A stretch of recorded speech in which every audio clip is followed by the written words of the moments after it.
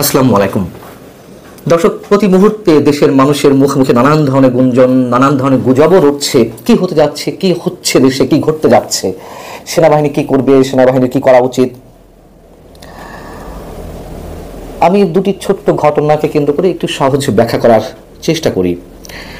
আপনারা হয়তো অনেকেই খেয়াল করেছেন, 2 দিন আগে আন্তঃবাহিনীর জনসংযোগ পরিদপ্তর আইএসপিআর থেকে আইএসপিআর-এ নির্মিত একটি ডকুমেন্টারি দেশের সবকটি স্যাটেলাইট চ্যানেল, বিটিভি এবং প্রত্যেকের ইউটিউব চ্যানেলে এটি আপলোড করা হয়েছে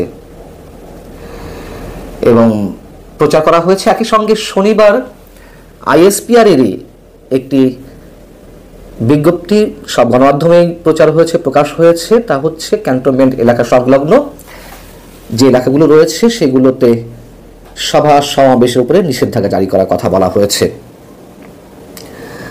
দুটি বিষয় আমার কাছে বেশ তাৎপর্যপূর্ণ।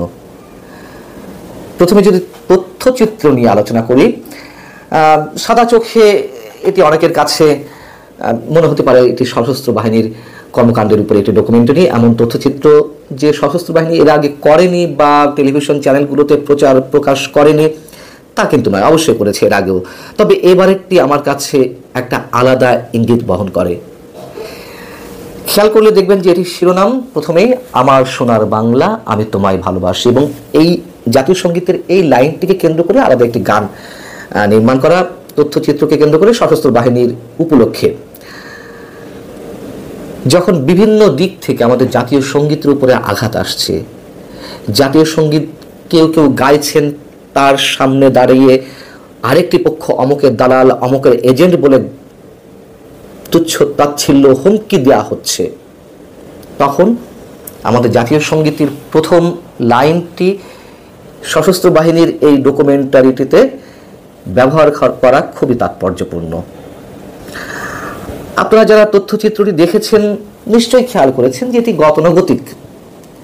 এই জন্য গতানুগতিক বলছি যে দেশের বিভিন্ন প্রাকৃতিক দুর্যোগের সময় সশস্ত্র বাহিনীর সদস্যদের, সেনা, নৌ, বিমান বাহিনীর সদস্যদের যেই মানবিক কাজগুলো, জীবনের ঝুঁকি নিয়ে যে মানুষকে উদ্ধার করা বা মানুষের মাঝে জীবন উদ্ধারকারী সামগ্রী পৌঁছে দেওয়া, সেগুলো এখানে তুলে আনা হয়েছে।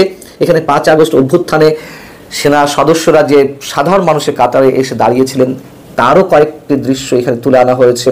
এবং 5 আগস্ট সেনা প্রধান প্রথম যে বক্তব্যটি দিয়েছিলেন জাতির উদ্দেশ্যে, যেটি সব টেলিভিশন চ্যানেলে টেলিকাস্ট করা হয়েছিল, তারও একটি খণ্ডচিত্র এখানে তুলে আনা হয়েছে। এগুলো দেখানোর মানে কি? যদি সহজভাবে প্রশ্ন করি, বিষয়গুলো সহজ অনেক। এই মুহূর্তে আমাদের সামনে মানুষের মুখে মুখে দেশের জন্য সবচেয়ে স্পর্শকাতর এবং আলোচিত ইস্যু কোনটি? নিশ্চয়ই রাখাইনের উদ্দেশ্যে বাংলাদেশের মধ্য দিয়ে তথাকথিত মানবিক করিডোর দেওয়ার বিষয়টি। এবং এই করিডোর দেওয়া হলে দেশের স্বাধীনতার সার্বভৌমত্ব হুমকি মুখে পড়বে, এটি মোটামুটি মানুষ স্পষ্ট একটি ধারণায় পৌঁছেছেন। তথ্যচিত্রটি বা এই ডকুমেন্টারিটি খেয়াল করলে দেখবেন, বা এটি সবসময় থাকে যে দেশ রক্ষায়, দেশের স্বাধীনতার সার্বভৌমত্ব রক্ষায় সশস্ত্র বাহিনীর সদস্যদের যে নানান ধরনের মহড়া, সেই চিত্রটি বিশেষভাবে ফুটিয়ে তোলা হয়েছে। এবং এর মধ্য দিয়ে কি সেনাবাহিনী করিডোরের পক্ষে নয়, তারই একটি মেসেজ দেওয়ার চেষ্টা করা হলো, দেশ রক্ষায় সেনাবাহিনী সদা প্রস্তুত। সেটা নিয়ে আমরা বিবেচনা করতেই পারি। এবং আমি যতদূর জানি সেনাবাহিনী বা সেনা প্রধান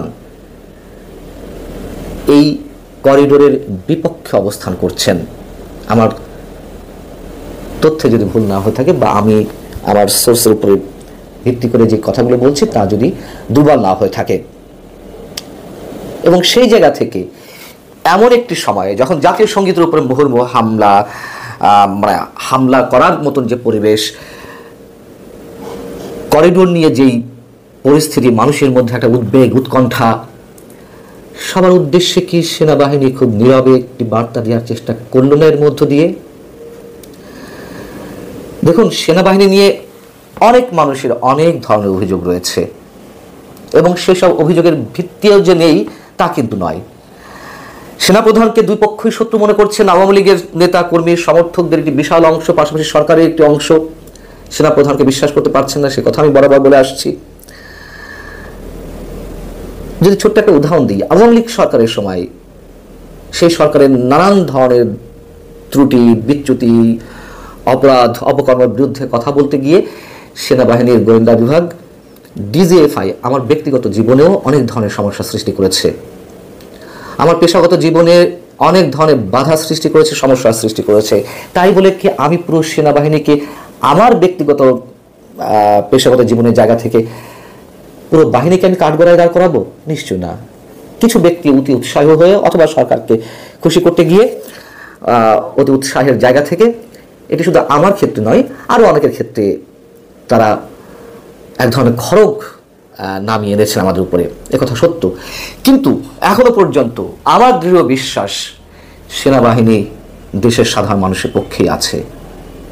মানুষের আস্থা, মানুষের বিশ্বাস দেশের যে কোনো সংকটে এখনো সেনাবাহিনী সাধারণ মানুষের পক্ষেই থাকে বা আছে।